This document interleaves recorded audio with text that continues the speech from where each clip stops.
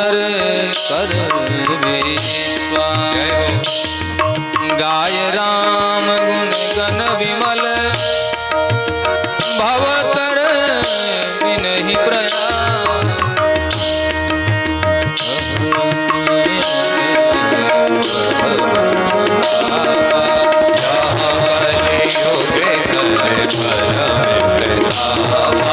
श्री राम जय राम जय जय राम। मुरली मनोहर राधे श्याम बोलो। मुरली मनोहर राधे श्याम बोलो। जय सिया राम बोलो। गाइए ताली सेवा करते हुए। जय सिया राम बोलो। जय सिया राम बोलो। जय सिया राम बोलो। जय सिया राम बोलो। जय सिया राम बोलो। जय सिया राम बोलो। कलयुग केवल नाम आधारा। कलयुग केवल नाम आधारा। कलयुग केवल नाम आधारा। कलयुग केवल नाम आधारा। सो मेरे नर उतरहि पारा। सो मेरे नर उतरहि पारा। जय सिया राम बोलो। जय सिया राम बोलो। जय सिया राम बोलो। जय सिया राम बोलो। जय सिया राम बोलो। जय सिया राम बोलो। मुरली मनोहर राम बोलो। मुरली मनोहर राधे श्याम बोलो। मुरली मनोहर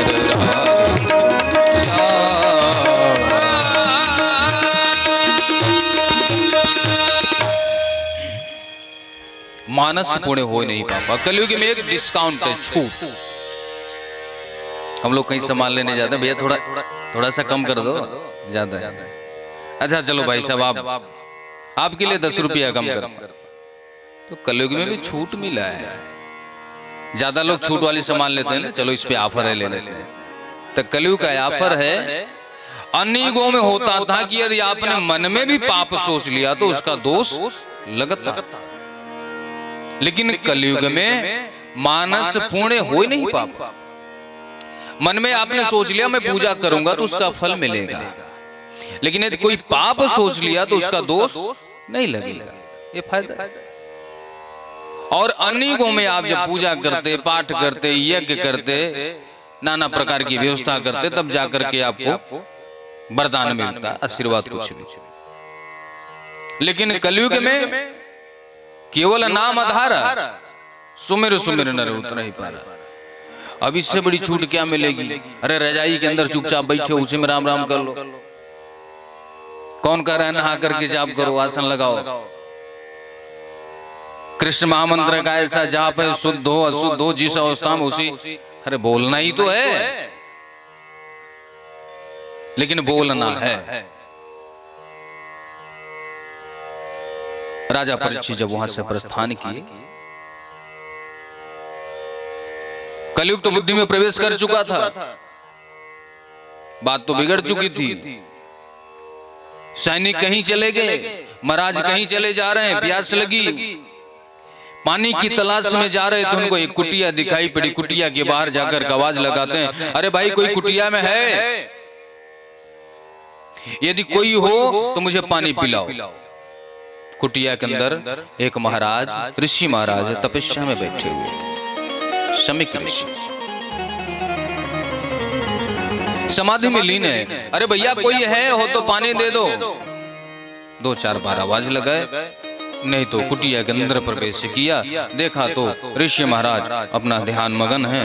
राजा परीक्षित को क्रोध आ गया और कहते हैं कि पानी न पिलाना पड़े, राजा का स्वागत न करना पड़े, इसलिए ढोंग जमा करके बैठे। क्रोधित हो गए, मरा हुआ सर्प धनुष की नोक से उठाया और उनके गले में डाल करके चले गए। छोटा सा बालक अपने पिता के गले में मरा हुआ सर्प देख करके रोने लगे। ध्यान करके देखिए है कौन, तो पता चला राजा परीक्षित, तुम्हारे इतनी हिम्मत, मेरे पिता शमीक ऋषि के साथ तुमने दुर्व्यवहार किया, अपमान किया, जाओ मैं श्राप देता हूं। वाग वज्रम, वाणी रूपी वज्र का प्रहार किया, किसी सर्प के काटने से तुम्हारी 7वें दिन की मृत्यु निश्चित है।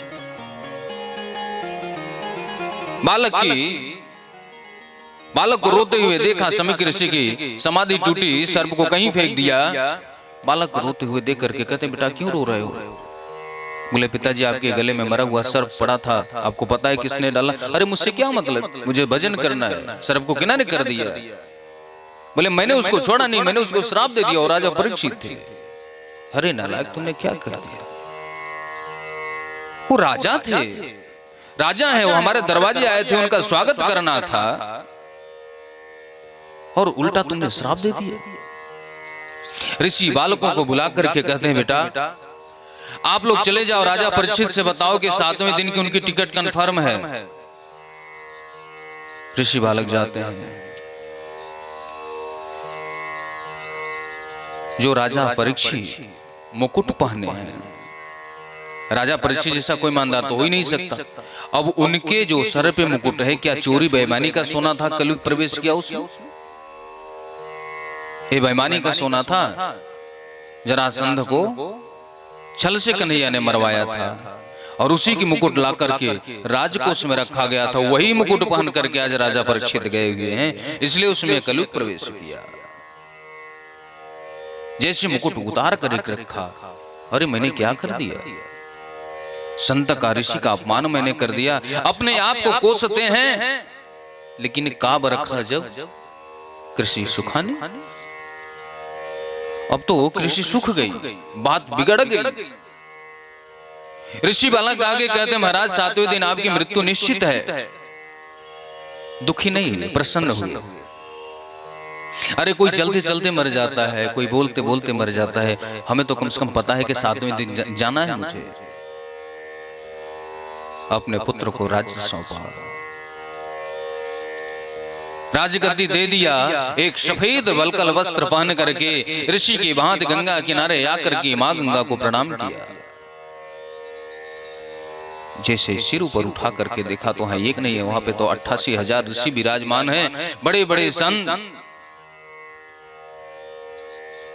पराशर, व्यास, अंगिरा, शरद्वा, चौन, भृगु, गाद, सुत, देवल, राम, तीर्थ, बड़े बड़े ऋषि विराजमान।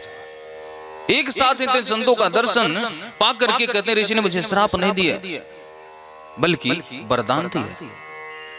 अरे ऐसे श्राप को वरदान ही बोला जाएगा भाई? सारे संत ऋषि आपस में बात कर रहे हैं कि 7 दिन के अंदर जाना है इनको।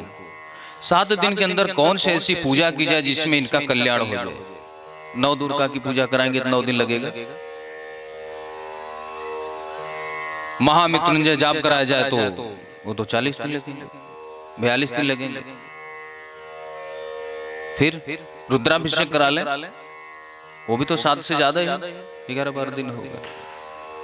तो कौन सी पूजा 7 दिन के अंदर हो सकती है? सारे ऋषि बैठ करके विचार कर रहे हैं। उसी समय तत्र भगवद भगवान व्यास पुत्रो यदृक्षया गामटमानो नपेक्ष अलक्ष्यलिंगो निजलावतुष्टो वृतश्च बालरैव धूतवेश। ध्यान देना, इस श्लोक में कहा गया है कि व्यास के पुत्र के रूप में भगवान स्वयं सुखदेव जी बन करके आ रहे हैं। क्यों? क्योंकि भक्त को दर्शन देना है, भक्त के ऊपर कष्ट आया हुआ है। एक बार जब वज्र का प्रहार किया गया तो भगवान विष्णु स्वयं जाकर के रक्षा की। अब इस बार बाणी रूपी वज्र का प्रहार किया है, वाग वज्रम, तो बाणी से ही तारने के लिए, कथा सुनाने के लिए सुखदेव जी महाराज आए, विराजमान हुए, वंदना की गई।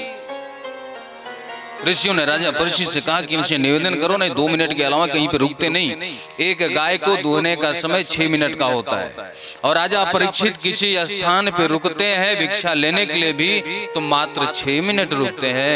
भिक्षा मिल गई तो राधे राधे, नहीं मिली तो रात। तो महाराज कोई बात पूछ लो, नहीं 6 मिनट के बाद चले जाएंगे। तो राजा परीक्षित ने प्रार्थना किया, निवेदन किया, वंदना किया, पूजा किया। 2 मिनट में हम लोग भी पूजा कर लेते हैं।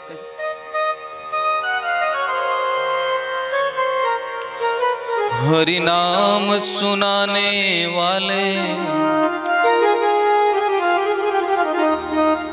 हरि नाम सुनने वाले हाथ उठाओ। बोलो बांके बिहारी लाल की।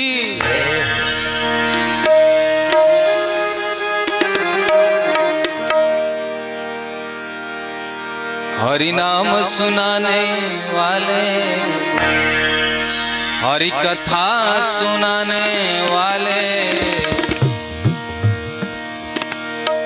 आप लोग भी बोल लो, हम क्या कर्जा खाएं अकेले बोले?